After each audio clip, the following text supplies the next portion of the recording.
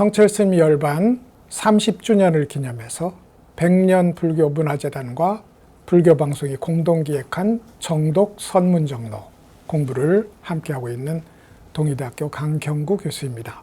지난 시간 분파분증론에 대한 일부를 공부했습니다. 성철스님은 도노점수, 성철스님의 용어를 빌리자면 해오점수에 대한 비판적 검토를 한 끝에 이것이 교학에서 일어난 것임을 이제 분명히 밝히고자 합니다. 그래서 이제 교학의, 대승교학의 양대 축이라고 할 수 있는 천태와 화엄의 교파내적 도노점수론에 대한 또 다른 이제 비판적 검토에 들어갑니다. 그래서 지난 시간에 천태에서 말하는 분파 분증론이 초주에서 견성을 하고 그리고 42단계를 거쳐서 묘각에 이르기까지 42품의 무명을 끊어서 그만큼의 진열을 드러내는 길을 걷는다. 그런 의미에서 10주 초에 견성을 한다고 해도 그것은 진정한 의미에서의 견성일 수가 없다.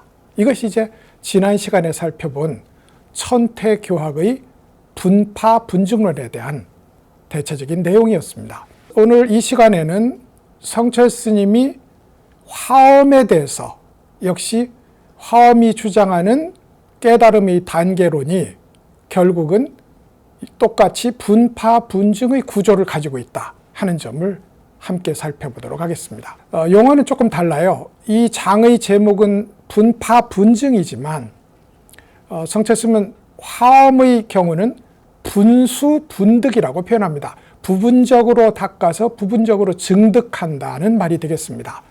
분파가 부분적으로 번뇌를 타파한다, 무명을 타파한다는 뜻이었으니까 아무래도 번뇌의 타파 쪽에 중점이 더 주어져 있다면 화엄의 경우는 본래 드러난 법신 비로자나 부처님을 점점 더 전면화, 점점 더 명확화하는 그 과정을 이야기하고 있다고 보아서 부분적으로 닦아서 부분적으로 얻는다.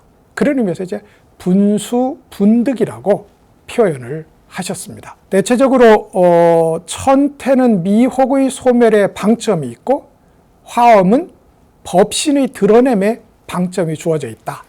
그러니 미혹의 소멸에 방점이 주어져 있으니 천태의 경우는 깨트리고 아니다 번뇌의 타파에, 무명의 타파에 주로 그 논의를 집중하고 있는 데 비해서 화엄은 그 공부를 해나감에 있어서 점점점 처음 드러난 부처를 닮아서 점점점 부처의 자격을 어떻게 갖추어 나가는지를, 부처의 드러남을 완전하게 해나가는지를 보여주는 그런 입장을 취하고 있다. 그러다 보니 천태는 비판적이고 현실주의적이라면 화엄은 아무래도 초현실적, 초월적이고 낭만적인 경향을 띈다고 할 수도 있을 것 같습니다. 중국의 남방, 북방의 문화적 차별성이라는 것이 대단히 뛰어납니다. 본래 지리결정론이라는 것은 우리가 결정론적으로 본다면 상당한 문제가 있습니다만 그럼에도 불구하고 중국 문화의 전체 흐름을 살펴보았을 때 그 흐름은 굉장히 뚜렷해 보인다. 그래서 북방이 유교라면 남방은 도교적이고 북방이 현실주의적이라면 남방은 초월적이고 북방이 친정치적이고 집체적이라면 남방은 탈정치적이고 개인적이다. 이렇게 표현할 수 있을 것 같고 이것이 불교의 선중에만 들어와도 남쪽에서는 아무래도 초월주의적, 낭만적 경향이 강하니까 단번에 깨닫는 도노주의가 주류를 점하게 되고 북방은 현실적 입장을 취하니까 조금씩 닦아서 그것을 현실화하는 측면을 주로 드러낸다 보니까 이제 아무래도 점수주의적 경향을 띠게 된다. 그래서 남돈 북점이라는 말이 있게 되는 이유이기도 합니다. 당연히 선종의 경우도 북방은 친정치적입니다. 왜냐하면 정치 중심이 낙양, 장안을 중심으로 한 북방 지역에 두루 퍼져 있었기 때문에 그렇습니다. 그에 비해서 이제 남방의 선종은 아무래도 정치 중심에서 멀리 떨어져 있는 만큼이나 탈정치적이었다. 여기 굉장히 상징적인 사건이 하나 있습니다. 육조 해능 스님과 신수 스님은 이렇게 저렇게 대비적 입장을 갖는 그런 이제 두 선승인데, 신수 스님은 양경의 법주였어요. 두 서울의 법주였다고요.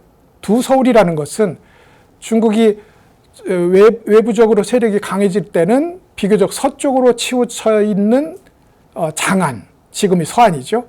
장안을 수도로 했고, 조금 위축될 때는 약간 동쪽으로 밀려난 낙양을 수도로 했다고요.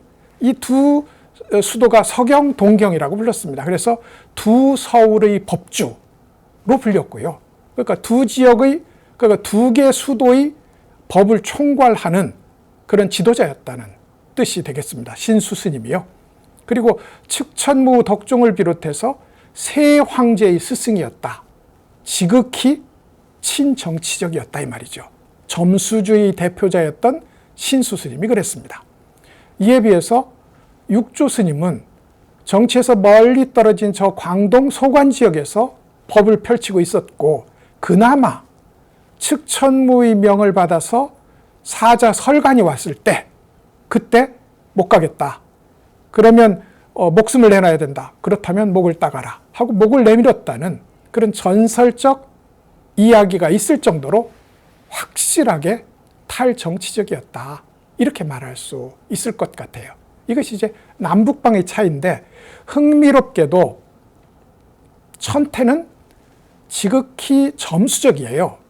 똑같이 도노점수적 구조를 갖고 있습니다만은 천태는 10주, 견성이 일어난 10주 이전에 원래 10신이 있단 말이죠. 근데 10주 초주에 견성이 일어난다고 하면서 실제로는 10신의 과정에 어마어마한 수행과 성취의 내용이 있습니다. 그게 뭐냐면 우리가 갖고 있는 표면적 번뇌를 견해의 번뇌, 사유의 번뇌, 그리고 공에 집착하는 번뇌라고 번뇌의 차원을 높여가면서 이름 지을 수 있을 거라고, 이것을 견사혹, 진사혹이라고 부릅니다. 그런데 이 견사혹, 진사혹을 십신에 모두 떨어냈다는 거예요. 그러니까 일반 근본 불교의 입장에서 보면 이게 도의 완성이에요. 아라한이라고요. 그런데 여기서 견성을 한 뒤에 이 긴긴 42개의 여정을 출발한다고 했으므로 소위 십신의 치열하고도 정밀한 수행의 단계가 먼저 있었다. 그런 의미에서 점수적입니다. 그럼에도 불구하고 다시 초주에 진입하면서 견성한 뒤에 42단계를 부처 입장에서 닦아나간다.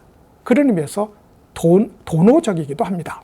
이것이 이제 이 천태의 경우라고 한다면 굉장히 현실주의적 경향을 띠고, 화엄은 아예 번뇌를 끊기 전에 이미 이 우주 법계가 하나의 법신 비로자람으로의 드러남이라는 걸 깨닫는 데서 출발한다는 점에서 번뇌를 그대로 안고 성불로, 초발심의 성불로 부처가 되어서 부처의 행을 닦아나간다. 42개의 지위 동안 말이죠.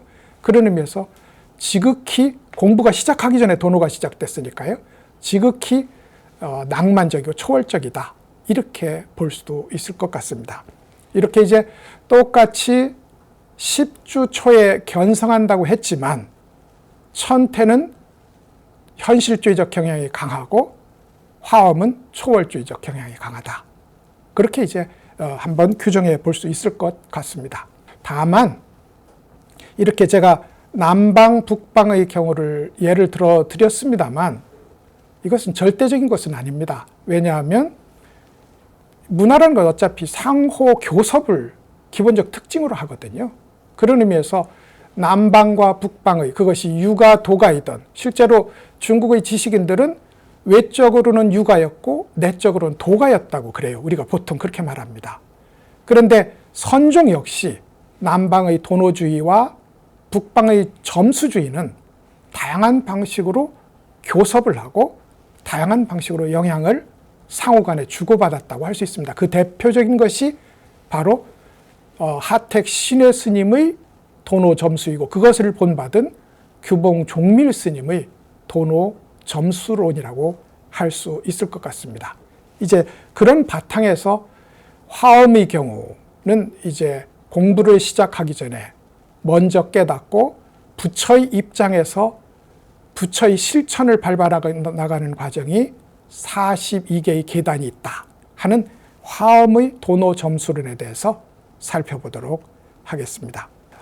성철 스님은 이제 화엄경을 살펴보는데 이통현 장자의 신화엄론을 중심으로 화엄경을 살펴봐요. 이거 굉장히 재미있는 겁니다. 왜냐하면 화엄의 계보를 보면 인도에서는 용수마명이 시작을 했다고 우리는 보통 이야기하고 모든 종파가 다 그렇게 시작되거든요.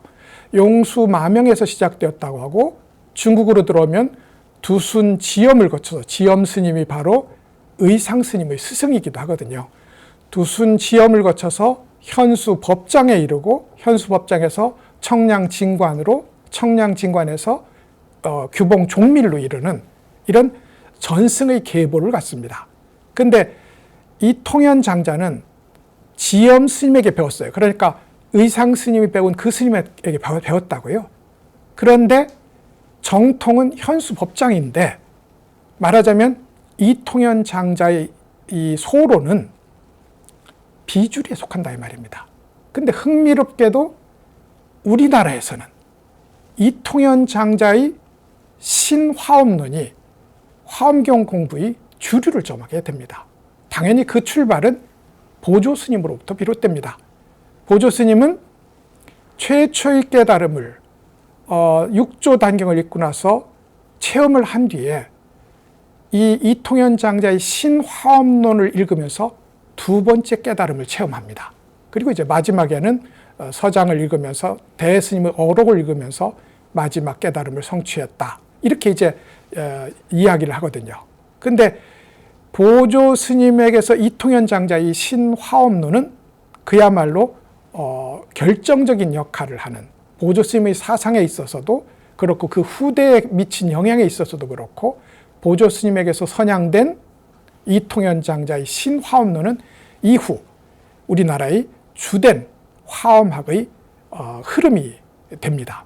근세에도 타너 스님이라는 대선지식이 이통현 장자의 신화엄론을 공부했고 그리고 그 스스로 살고 계시던 조실체의 이름을 방산굴, 이게 방산이라는 것이 이통현 장자가 살던 산 이름이거든요.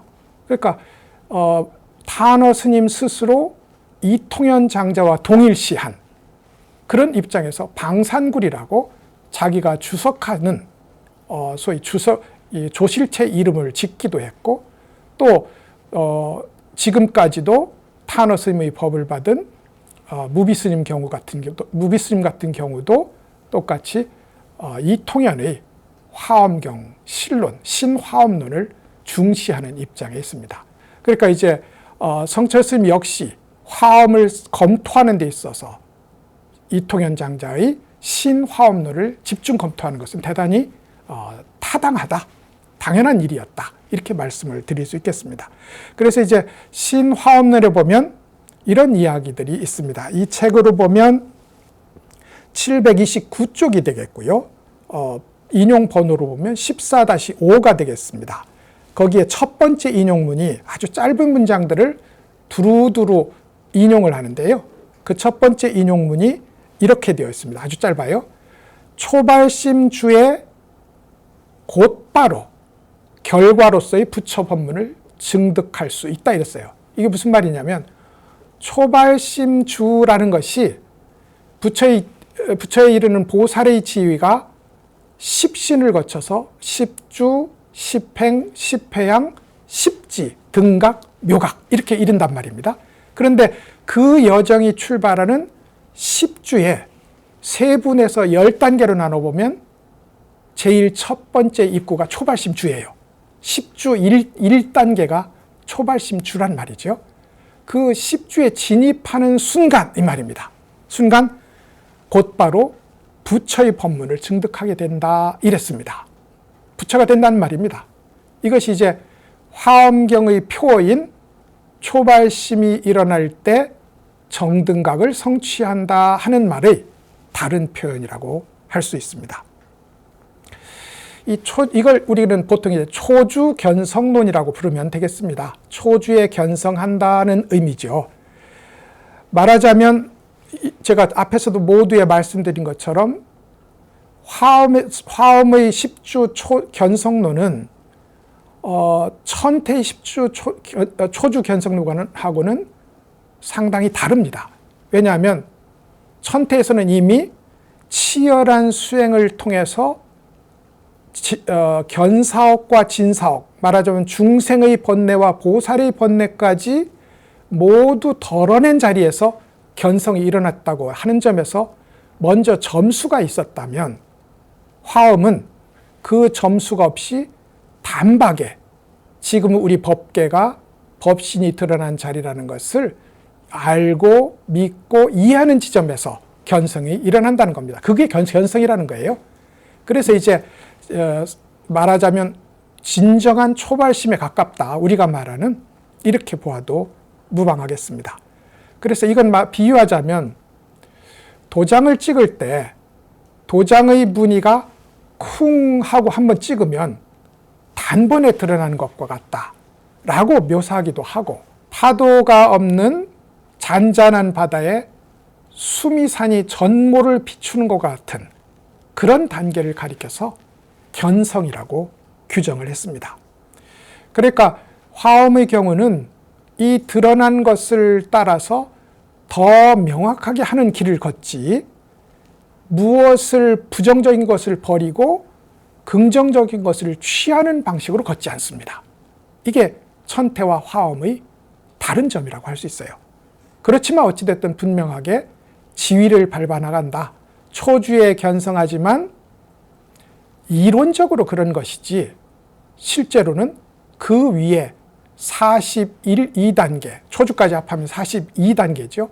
42단계의 지위가 설정될 필요가 왜 있겠느냐. 만약에 초주에 견성한다면. 이것이 이제 성철 스님이 비판적으로 검토하는 출발점이 됩니다. 이 10주 초에 이통현 장자는 비로자나 법신지혜를 일으킨다고 했어요. 이게 견성의 의미입니다. 비로자나 법신지혜라는 것은 제가 말씀드린 것처럼 지금 우리의 법계가 온 세상이 말입니다. 온 세상의 만사 만물이 비로자나 법신의 드러난 흔적이다 이 말입니다. 그러니까 그것이 긍정적이든 부정적이든 그것을 판정할 이유 없이 만사 만물이 말입니다. 오로지 비로자나 법신의 드러남이므로 이것을 버리고 저것을 취할 수가 없어요. 그것이 이제 비로자나 법신의 지혜를 일으키는 길이고 그게 견성이라는 뜻이에요. 근데 그 순간 부처의 면모가 전면으로 드러났으므로 견성이라고 부르고, 그것 말고는 깨달음이 따로 없으므로 바른 깨달음을 성취했다고 이야기를 하게 되는 것이 초주 견성론의 기본적인 내용이 되겠습니다. 그런데 이제 실제로 그렇게 내가 지금의 일거수일투족이 보고 듣고 느끼고 아는 지금의 모든 내적 작용이 혹은 외적 현상이 그대로 비로자나 부처님의 법신이 드러난 자리라고 해서 그것이 정말로 내가 부처로 살게 되느냐. 매번 중생의 자리에 돌아가서 스스로 부처라는 것을 잊어버리지 않느냐. 그러니까 결국은 초주 견성에서 매번 새로 지위를 높여가면서 상승해 나가는 분수 분득의 과정이 있게 된다. 그러므로 초주를 견성이라고 부르지 말자. 이게 성철 스님의 비판적 검토에 해당합니다.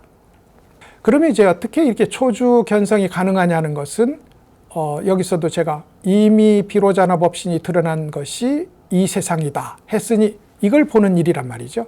그것을 이론적으로 이통현 장자는 이렇게 표현합니다. 역시 730쪽에 동일한 문장을 여러 개 인용하는 중에 5번째 인용문을 한번 보도록 하겠습니다. 모든 일이 서로 걸림없이 통하고, 화엄의 공부를 조금 해보신 분이라면 이것을 사사융통이라고 부른다는 것을 이해하실 수 있을 것 같습니다. 무궁무진 상호 겹쳐져 있습니다. 이걸 한문으로는 중중무진이라고 불러요. 그러니까 사사융통하다는 것, 매번의 모든 사건이 서로 걸림없이 통한다는 것은 만 가지 모양 다른 이 현상들이 실제로 그 내면은 비로자나 법신이란 말입니다. 본질은 비로자나 법신이라고 해요. 그런 의미에서 바다에 일어난 수천 개의 수만 개의 파도가 한 바다의 모양을, 한 바다에서 모양을 달리하며 일어난 것처럼 결국은 이 A라는 파도와 B라는 파도가 서로 다를 수가 없다. 그런 의미에서 사사융통입니다. 그리고 그것은 만사만물의 현장에 서로 관계지어 나타나므로 중중무진이라고 불렀다고요. 무궁무진하게 상호 겹쳐져 있습니다. 그러니 하나를 깨달으면, 지금 하나 우리가 똑똑하는 소리, 이것이 비로자나 부처님이 드러난 현장임을 알면 그 나머지 것, 그것을 하나하나 일일이 부처님이구나, 부처님이구나, 부처님이구나 확인할 필요 없이 한 번에 알아버린다는 겁니다. 이것이 10주 초에 깨달아서 견성해서 바로 부처 정각을 이룬다는 소위 논리적 근거가 된다고요. 굳이 비유하자면 저 무량한 바닷물을 한 방울만 먹어보면, 한 모금만 먹어보면 바닷물이 짠 줄 알지 전체의 바닷물을 먹어볼 필요는 없다. 그러므로 짜다는 걸 아는 이것은 진실하며 완벽하다. 이게 이제 초주 견성론의 화엄의 주장입니다. 근데 이제 그럼 왜 42위가 필요하냐 이거죠. 그래서 화엄에서도 그 42개 단계의 지위의 의미를 이렇게 이야기합니다. 역시 거기에도 초주가 1차 완성이라면 2차 완성도 있고 3차 완성도 있어요. 그래서 초주에 견성하였다면 그 다음에 마지막 42까지 어떤 일들이 일어나느냐, 이것을 이통현 장자의 문장을 또 인용해서 이렇게 표현합니다. 안 읽어도 될 것 같아요. 이렇게 초주에 견성한 뒤 그 견성의 내용을 분명히 굳건하게 확립해 나가면서 소위 10주, 10행, 10회항을 거쳐서 10지에 이릅니다. 그러면 10지에도 10단계의 세분화된 지위가 있지 않습니까? 근데 그 10단계의 세분화된 지위를 초지, 2지, 3지 밟아가다가 7지에 이르면 이제 여기까지는 애써서 공부하는 일이 있어요. 공부해야지. 잠이 오면 잠을 자지 말아야지. 많이 먹지 말아야지. 더 다른 사람하고 이야기 많이 하지 말아야지. 그리고 여행 많이 다니지 말아야지 하는 의식적 노력이 철저하게 개입되는 단계가 7지까지라는 겁니다. 그리고 한 단계 넘어가서 제8지에 들어가면 더 이상 노력하지 않아도 저절로 공부되는 단계가 있다. 이게 제8지 부동지 보살이라는 겁니다.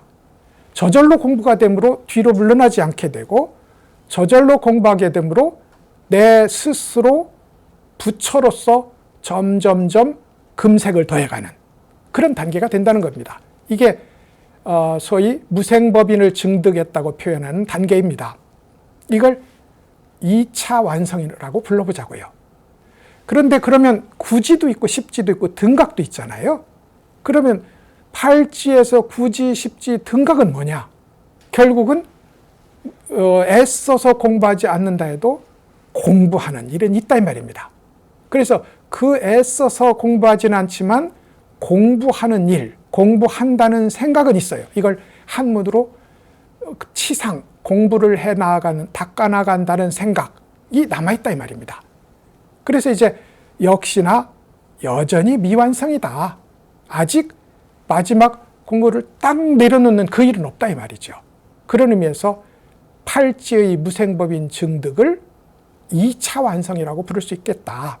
그럼 3차 완성이 기다리고 있다. 그게 이제 십지 등각을 넘어서 마지막 묘각, 진정한 부처의 자리에 이르는 이 자리가 이제 제3차 완성이다. 그러면 이렇게 초주견성 1차 완성, 그리고 팔찌 무생법인 증득 2차 완성, 그리고 묘각의 소위 모든 공부를 다 내려놓는 묘각의 성불자리 3차 완성이라면 성철 스님은 왜 거기에 견성, 무생법인 증득, 성불을 3개로 나누느냐. 그것이 아니라 마지막 십지 등각을 넘어서 기본적으로 묘각에 이를 때 그걸 가리켜서 선중에서는 견성이라고 부르고 또 교학에서는 무생법인의 증득이라고 부르고 우리가 보편적으로 성불이라고 불러야 되는 것 아니냐. 성철 스님의 주장이기도 하지만 그렇게 주장하는 예컨대 대승기신론 같은 그런 이제 논의를 가져와서 중간에 의미를 부여하는 일, 이것은 어찌되었던 공부를 철저하게 치열하게 하지 못하게 하는 소위 머무는 일을 만들어낸다. 그런 의미에서 성철 스님은 이 1차 완성, 2차 완성, 3차 완성, 3차 완성이 끝이라면 1차 완성이라는 말이 어떻게 성립하며 2차 완성이라는 말이 또 어떻게 성립하겠는가. 이것이 초주견성, 팔찌, 무생법인 증득을 소위 묘각 성불로 부정하는 그런 논리가 되겠습니다. 그러니까 그런 의미에서 이제 정리를 해보자면 성철 스님은 초주의 화엄에서 말하는 초주 견성론을 화엄에서 말하는 팔찌 무생법인으로 부정합니다. 그리고 팔찌 무생법인은 구지, 십지, 등각이 남아있다는 이 치상이 남아있다는 다스리고 수행하는 생각이 남아있다는 이 천태 내부의 논의를 가지고 다시 팔찌 무생법인의 증득을 부정을 해요. 그런 의미에서 유일하고 영원한 진리의 자리는 등각을 넘은 소위 묘각의 완성에 있다. 이것이 화엄의 분수 분득을 보는 성철 스님의 기본적인 입장이라고 할 겁니다. 금맥을 발견했어요. 분명히 우리는 부자가 예정되어 있습니다. 그렇지만 흙을 파내서 금을 점점점 드러내서 완전하게 드러내고 드디어 거기 남은 잡석들을 제거하고 세상에 내놓아서 보물로 쓸 때 그때 비로소 우리를 부자라고 이름하지, 금을 본 것만 가지고도 나는 부자다. 이건 표현일 뿐이라는 겁니다.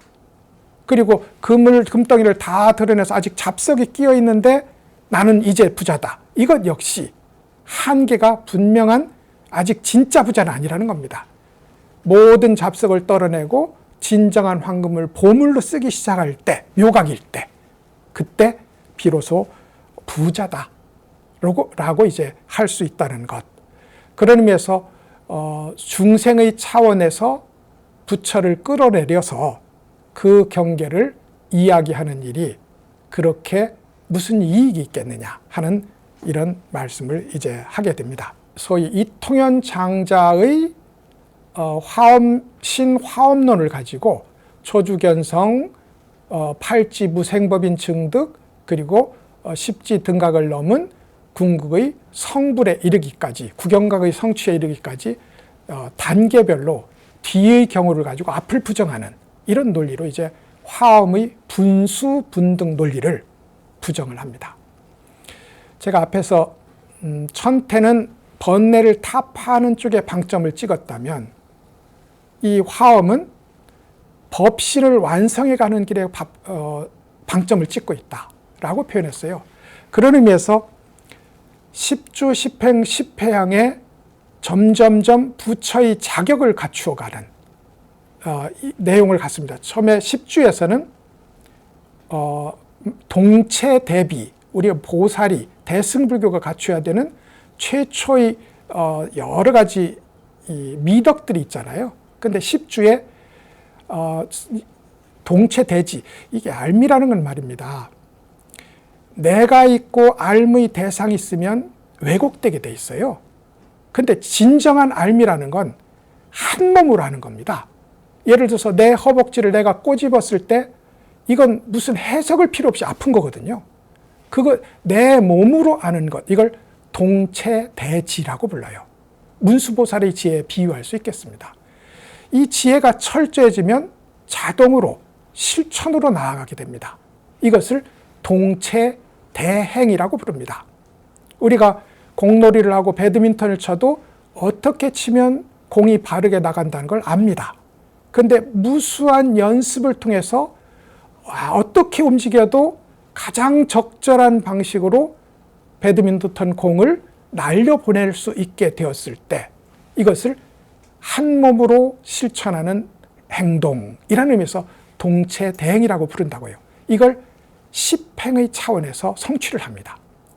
그리고 이제 그 다음이 십회향이잖아요. 회향이라는 것은 수행하는 주체인 내거, 내가 그것을 수행한다는 것이 아니라 나를 내려놓고 진리에 맡기고 나를 내려놓고 중생에게 돌리는, 이걸 돌릴 회, 방향향을 써서 회향이라고 부른다고요. 대승불교의 기본 정신이기도 하고요. 근데 이 회향의 이 정신은, 이 실천은 십회향에서 성취됩니다.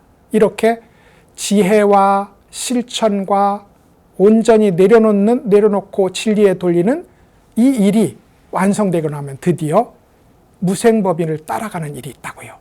진리 그 자체가 되어서 스스로 진리가 되어가는 길이 있어요.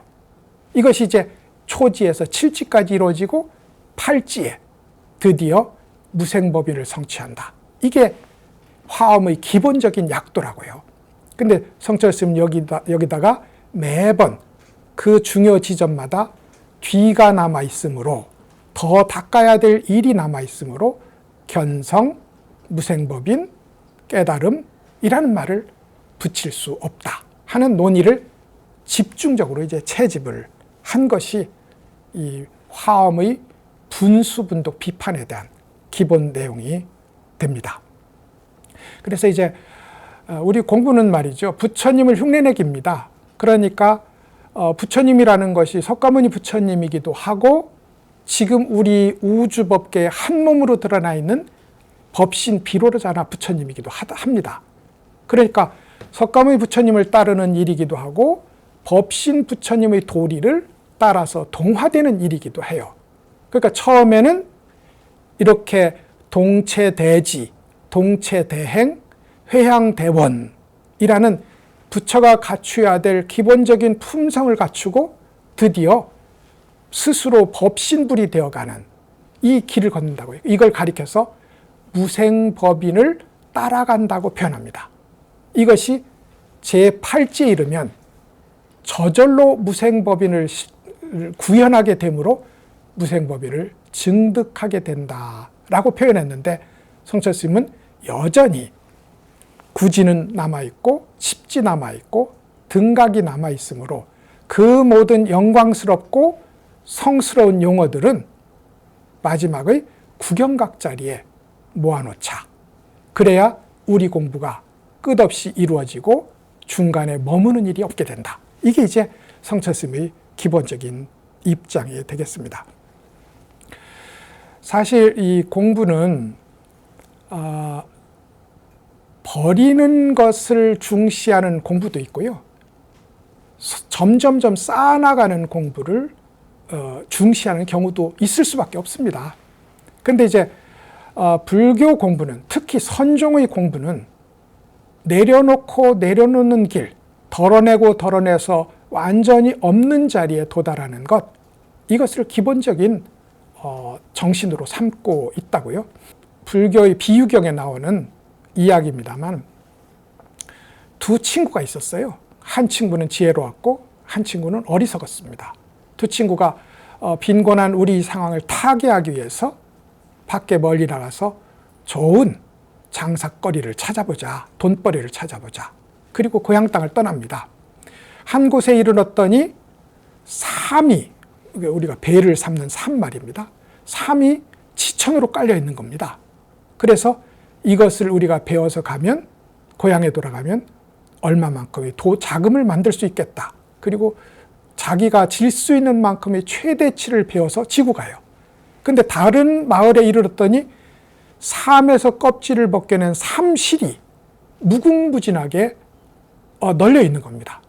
그래서 이제 지혜로운 친구가 이렇게 말합니다.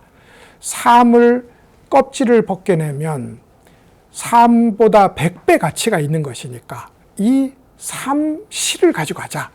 그러자 어리석은 친구가 이렇게 말합니다. 이것이 나한테 이미 익숙하고 나한테 몸에 딱 맞아서 벗어낼 수가 없다. 그러므로 나는 삼을 계속 지고 가겠다. 하고 이제 처음에 짊어졌던 이것을 내려놓지 않아요. 근데 친구는 삼대를 내려놓고 삼실을 짊어진 겁니다. 그리고 나가면서 한 마을에 갔더니 3배가 나오고, 그러자 지혜로운 친구는 내려놓고 새로 짊어집니다. 다음에 갔더니 구리가 나오고, 다음에 갔더니 은이 나오고, 다음에 갔더니 황금이 나와요. 그때마다 매번 과감하게 내려놓고 새로운 것을 짊어지는 이 일을 실천을 합니다. 이에 비해서 어리석은 사람은 이 일이 나에게 익숙하고 이것을 내가 벗어내기 어려우므로 나는 계속 지고 가겠다는 고집을 했다는 겁니다. 말할 것도 없이 고향에 돌아왔을 때 삼대를 지고 있는 사람은 무시를 받았고, 삼을 지고 간 사람은, 삼을 내려놓고 황금을 지고 간 사람은 이제 마을 사람들이 최고의 추앙을 받게 되었다. 이게 내려놓는 미학의 완성이다. 그런 의미에서 불교의 공부는 내려놓음으로 일어나야 된다. 이것이 이제 기본적인 소위 성철스님의 주장이 될 겁니다. 그러니까 분수분득이다. 부분적으로 닦아서 부분적으로 성취한다. 법신을. 그래서 궁극적으로 마지막 부처의 자리에 도달을 한다 하는데, 실제로 모든 선수행은 특히 더 그렇습니다만 경전 역시도 제가 언젠가 한번 이런 말씀을 드린 것 같습니다. 불교 공부의 두 길이 있는 것 같다. 하나는 알물 전면화하는 길과 다른 하나는 무심을 전면화하는 길인 것 같다.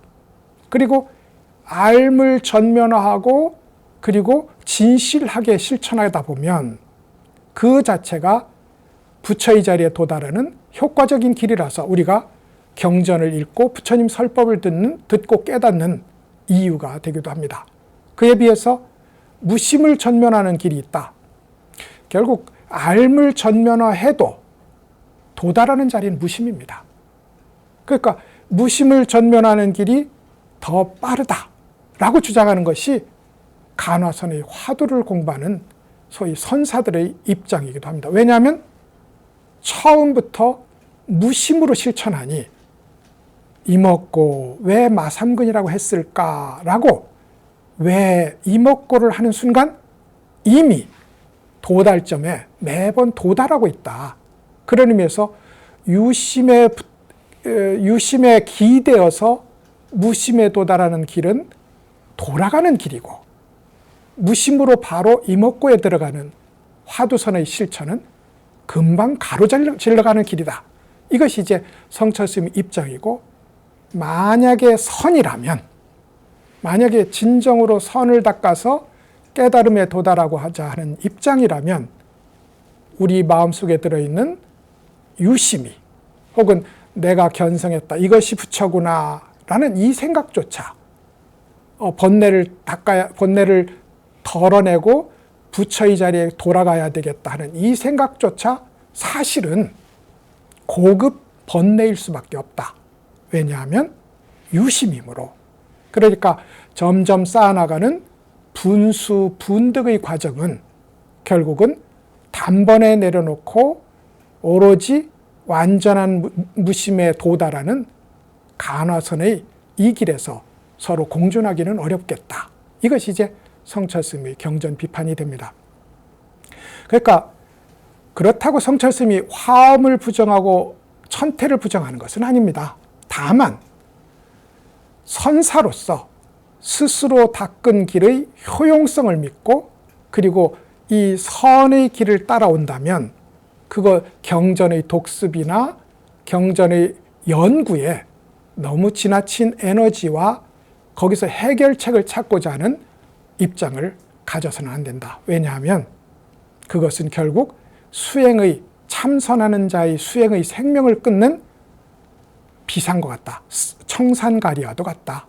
그것에 매료되어서 그것에 시간을 쓰는 순간 수행은 멈추게 되어 있다 하는 것이 성철스님의 분파분중, 분수분독, 말하자면 교학의 도노 점수를 비판적으로 성찰하는 기본적인 입장이 됩니다. 우리가 조주 스님이라고 그야말로 선의 대종장이 있었어요. 근데 엄양존자라는 이가 찾아가서 내 마음속에 한 마음도 남아있지 않은데 그러면 아무 물건도 안 가져왔는데 그러면 내 경지는 어떨까요? 라고 물었어요. 그러자 내려놓으라고 이야기합니다. 이게 방하착의 출처예요. 내가 아무것도 가져오지 않았는데 왜 무엇을 내려놓으라는 겁니까? 라고 하자 조주스님이 그러면 가져가든지 내려놓았다는 이 생각, 이것까지 내려놓는 일, 이 철저함이 무심을 실천하는 선종의 기본적인 핵심이다. 자, 이렇게 우리 성철스님이 살펴본 천태의 분파분중, 화엄의 분수분득에 대한 비판적 성찰에 대한 공부를 오늘 우리 여기 이 정도에서 마쳐도 될 것 같습니다.